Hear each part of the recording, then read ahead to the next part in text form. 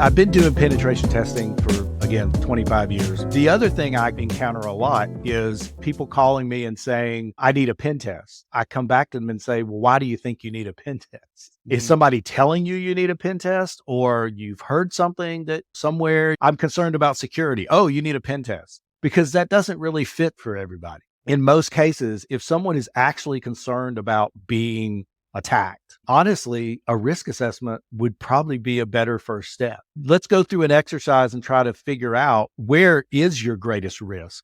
What are you most concerned about? And then what controls do you have on that? And what controls should you have on that? Right. And then, of course, the dreaded gap assessment. Once we address that gap, that we think we've got a good solid set of controls, now let's go back and pen test them to measure how effective are the controls. But that's sort of toward the end of the game, not the first of the game.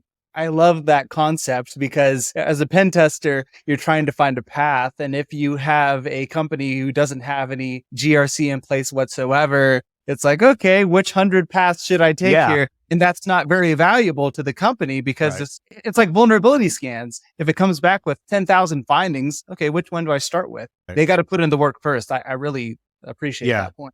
Yeah, I used to liken it to, I'm looking at your network through a straw. All I'm seeing is the 1 or 2 or 5 vulnerabilities that I need to get to domain admin. And once I've done that, most penetration testers don't back out and say, okay, I'm going to ignore that attack path and now see if I've got others. Because usually by the time you've done that and had your fun and taken your screenshots and shown some business impact, you take a breath, you feel like you're done. And I say this about auditors as well. We have to remember, pen testers are people too, right? And there's always the human element to everything. It's just people doing stuff.